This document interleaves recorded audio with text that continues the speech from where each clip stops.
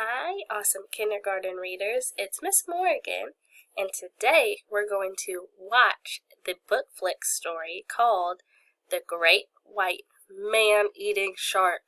Oh, that sounds like a good story. And today I want to teach you how to identify the story elements in a story. So the story elements are things like the setting, where the story happened. You can see there's a house on this one. The characters, who the story is mostly about. This picture has people, but sometimes the characters can be animals or objects. And then the major events of the story. So what happened at the beginning, what happened first, what happened at the middle, that's usually where you have a problem. And then what happened at the end, and that's usually where your problem is solved. So, as we listen to the story, think about our story rope that we have, because after, you're going to identify those story elements.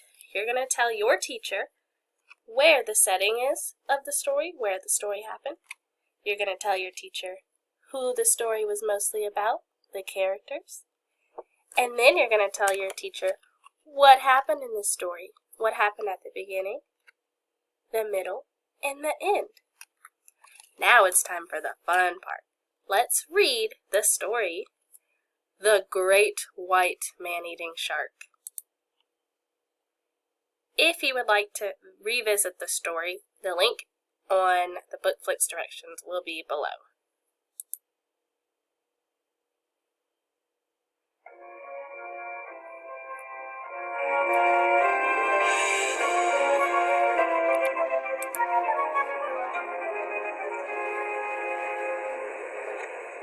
There was once a boy called Norvin, who was a good actor, but rather plain. In fact, he looked very like a shark. He had small, sharkish eyes, a pointed, sharkish head, and sharp, sharkish teeth. Unfortunately, there are not many plays written with good parts for sharks, so Norvin took up swimming instead. He soon became a good swimmer and learned to shoot through the water like a silver arrow. I'm already thinking of the characters in this story. So far, I know the story is about Norvin, the boy who loved sharks and loved to swim. Let's keep reading. Norvin lived near a wonderful beach called Caramel Cove, but he had to share it with lots of other swimmers. And there's the setting, where the story happened. At Caramel Cove. I think that was the name. Let's see. Caramel Cove. And that's kind of like a beach sort of place in the ocean. Let's keep reading to find out the major events. What happened in the story? Called Caramel Cove, but he had to share it with lots of other swimmers. When Norvin tried shooting through the water like a silver arrow, the other swimmers got in his way. This made him cross and resentful. What's the use of being able to shoot through the water like a silver arrow if everyone gets in my way, he thought. So he came up with a wicked plan.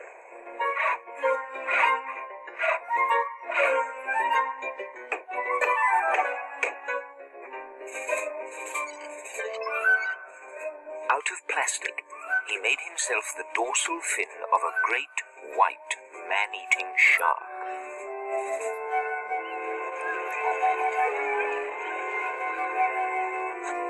Then he strolled around the headland, thought a few sharkish thoughts, strapped it on, and slid into the clear blue water.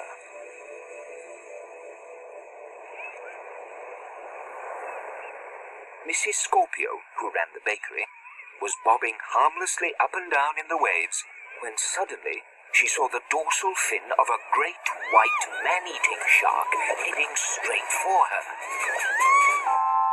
If you are swimming and see a great white man-eating shark heading straight for you, the thing to do is to leave the water in a quiet and dignified way. But Mrs. Scorpio did not know this. "Shark! Shark!" she yelled, and flung herself onto the sand, screaming and kicking with terror. What a panic there was! Up and down Caramel Cove, people grabbed up their children, their dogs, and inflatable canoes. Within moments, the sand was crowded with dripping bodies, and the sea was completely empty. Everyone stared despairingly at the cruising dorsal fin. Norvin wore the expression a great white man-eating shark always wears when it is hungry. And his acting was so good that even when he came up to breathe, people were convinced he was actually looking for prey. It was a very hot day, but nobody dared go swimming again. Norvin had the whole of Caramel Cove to himself. So let's think about those major events. At the beginning, we know Norvin loved to swim in the ocean, and he loved to feel like that silver bullet in the water. But everybody was getting in his way. So in the middle, when the problem starts, he decided to come up with a plan. He made himself a dorsal fin to pretend like he was a great white shark. And it scared all of the people out of the water so he could have it all to himself. Let's keep reading to find out what happened at the end of the story. He spent all afternoon shooting backwards and forwards like a silver arrow. Everyone else watched enviously, sighing and rubbing suntan lotion onto one another. No one dared to share the sea with a great white man-eating shark. At last, Norvin swam out around the headland and vanished from sight. After that, everyone except Norvin was too scared to go swimming at Caramel Cove. "Norvin, come out at once," his friends all cried. "There is a great white man-eating shark hanging around these parts." Norvin laughed. "Nonsense," he said. "It is probably only a whale shark, or even a basking shark, and they are vegetarians, you know." Norvin had the entire beach to himself for 3 whole days. That's a long time. However, soon a few brave people, tired of seeing Norvin shooting to and fro like a silver arrow, started swimming again. Others joined them, and soon everyone was splashing around happily once more, enjoying the swimming and the summer. But Norvin had grown used to having the beach to himself. He strolled around the headland, put on his dorsal fin, and swam back into Caramel Cove.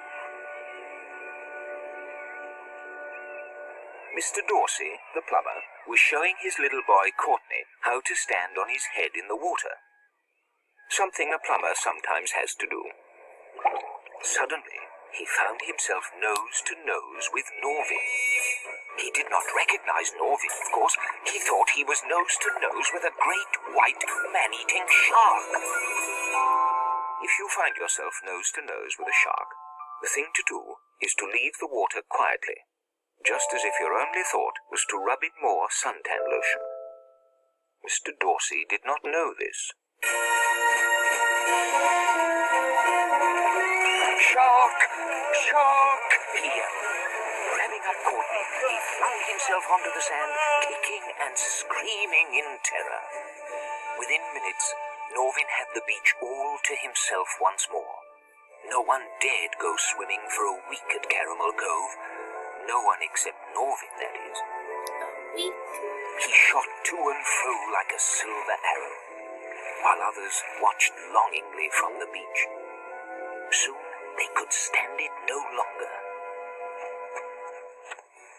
A few brave people decided to take a risk, and Caramel Cove was once more splashing and bubbling with happy swimmers. Norvin, however, was becoming greedy. He wanted Caramel Cove all to himself, all the time. So he strolled around the headland and put on his dorsal fin once more. Then he swam back to Caramel Cove, laughing to himself as he thought of all the terror he would cause. But suddenly, he felt he was not alone. Someone was swimming beside him. Who could it be?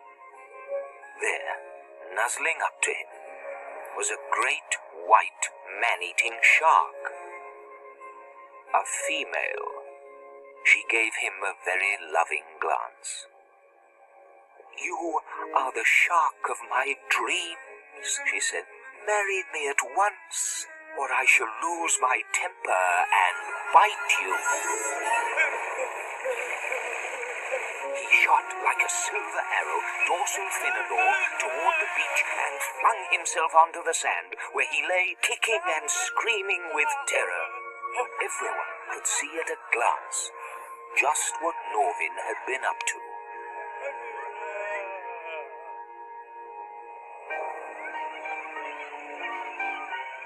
The people of Caramel Cove put up a shark net across the mouth of the bay. But for the rest of the summer, Norvin sat on the beach, watching other swimmers shoot backwards and forwards like silver arrows. He had had such a terrible shock that, shark net or not, he was too frightened to go swimming for a long, long time. Though he was a plain boy, he had made rather a good-looking shark, and I think he was very wise not to take any dangerous chances.